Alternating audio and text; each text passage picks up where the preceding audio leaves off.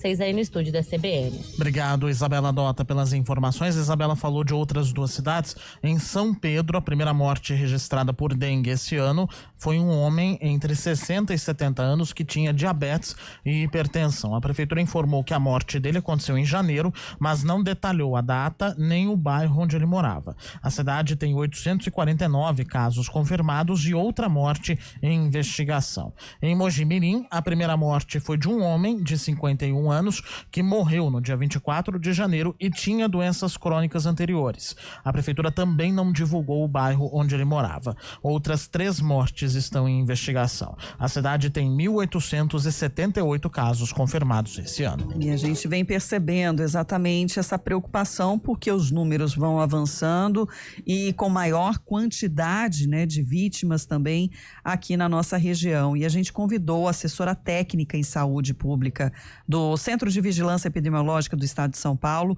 a Natália Franceschi, está em contato aqui com a gente para falar um pouco mais dessas ações de prevenção, de combate também ao mosquito transmissor. Bom dia, Natália, seja bem-vinda.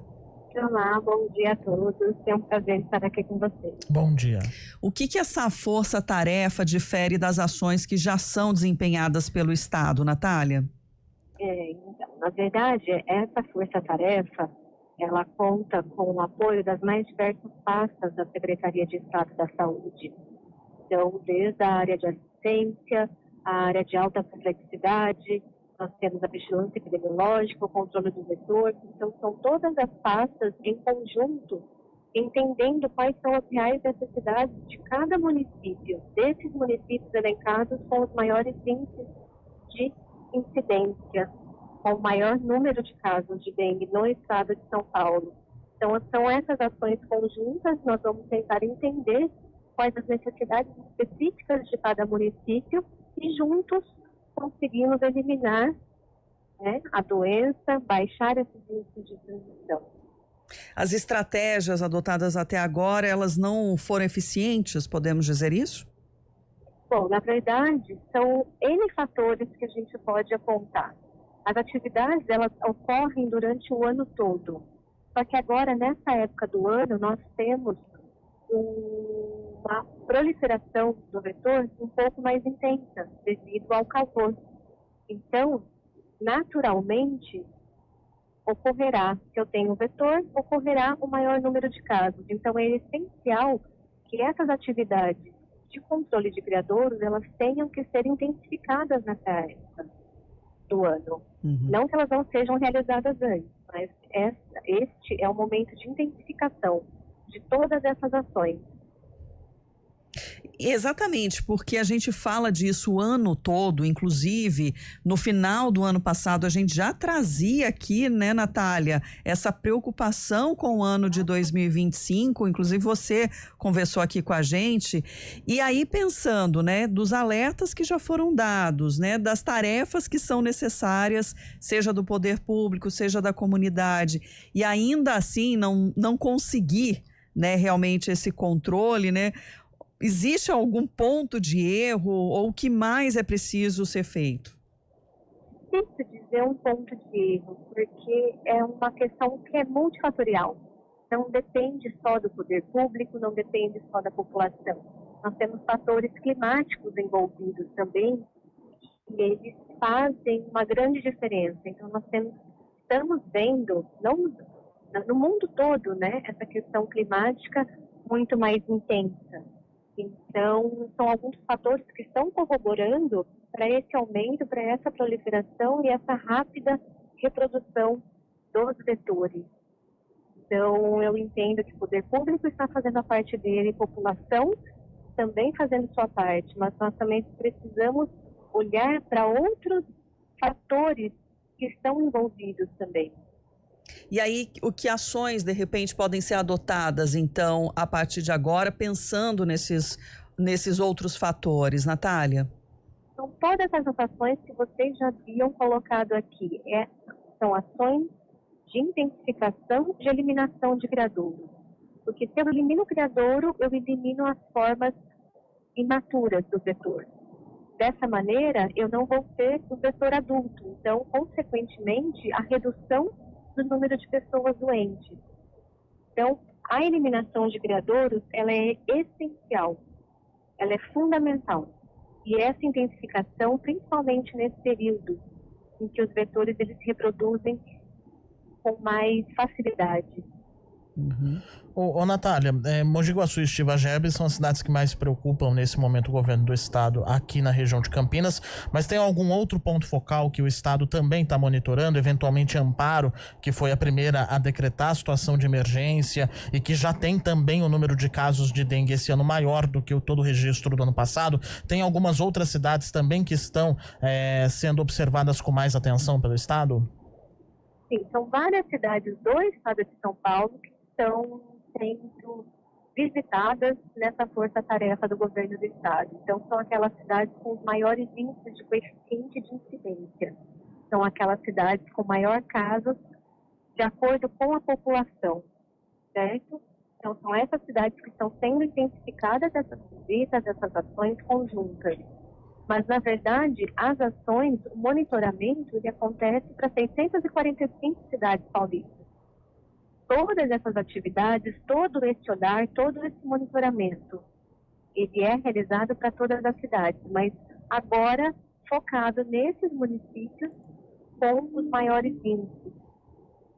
E aí vocês analisam o número de casos de doentes já mesmo, mas também da infestação do mosquito?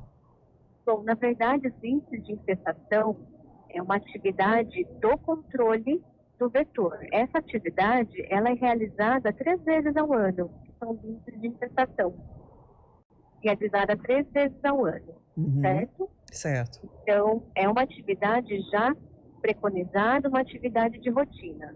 Essas visitas, elas vão também para além da questão da vigilância epidemiológica e vigilância entomológica, que é a vigilância do vetor em si.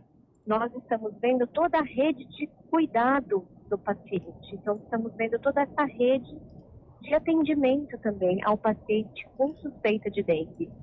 Desde a porta de entrada, as unidades básicas de saúde, como que os municípios estão se organizando para receber esses casos suspeitos, como eles estão realizando esse atendimento. E a partir disso, então, promover talvez mais ações ou mais recursos, mais equipamentos para esses municípios, caso necessário, é isso? Justamente. Na verdade, a gente tem que lembrar que o governo do estado ele já fez um aporte de 345 municípios, um montante de 228 milhões de reais, distribuídos de acordo com alguns critérios pré-estabelecidos, isso para cada município. Então, Estiva-Gerbe e Mogi Guaçu receberam esses valores, não o valor total, mas uma parcela desses valores para a intensificação dessas atividades. E essas atividades, elas vão desde a vigilância laboratorial, vigilância entomológica, vigilância do vetor, até a questão assistencial do paciente. Então, toda a linha de cuidado, todo esse olhar, ele é feito por essa força-tarefa, neste auxílio. E aí, como que é a fiscalização, né, da aplicação desses recursos? Bom, na verdade, nós temos um setor da Secretaria de Estado da Saúde que faz o repasse.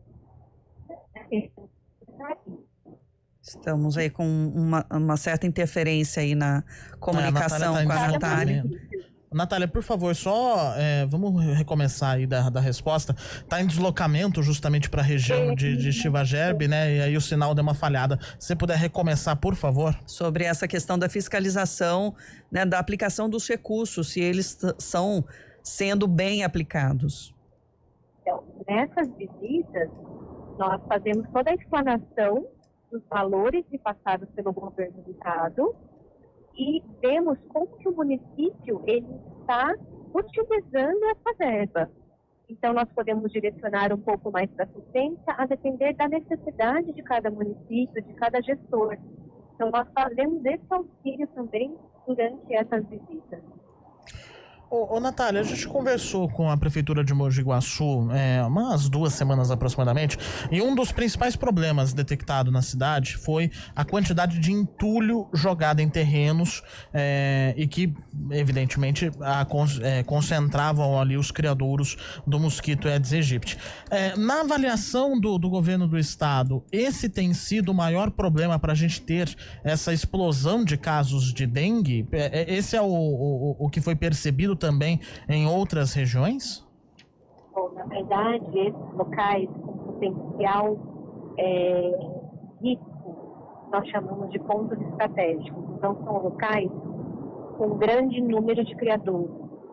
Provavelmente, nós temos esse grande número de mosquitos, essa infestação tão alta, são esses grandes potenciais criadouros que podem, sim, estar desenvolvendo as formas adultas do vetor. Então, é imprescindível a visita a esses imóveis. E esses imóveis, eles fazem parte do Programa Nacional de Controle das Arboviroses. As visitas a esses imóveis. E, possivelmente, se encontrado larva, você faz todas as atividades e, se reiteradas vezes forem encontrado larvas do mosquito Aedes aegypti, o poder público municipal, ele pode intervir fazendo as sanções previstas em lei para esses locais. Mas a questão do monitoramento dos focos ainda predomina o aparecimento do Aedes aegypti nas residências? Ou essa condição do descarte irregular, né, em áreas públicas também gera algum impacto? Gera também. Lembrando que, de acordo com aqueles índices que nós falamos, que aqueles são aquela atividade que é realizada 3 vezes ao ano, que eu meço, que são meus índices de infestação, que eu meço o número de recipientes, de móveis positivos para a Aedes aegypti, com larva para a Aedes aegypti. Então, aqueles imóveis, eu sei, por essa atividade, 75% dos criadouros encontram-se dentro das residências. É através dessa pesquisa. Há outros possíveis grandes criadouros, que são esses locais que nós denominamos como pontos estratégicos, eles também favorecem a proliferação do mosquito transmissor.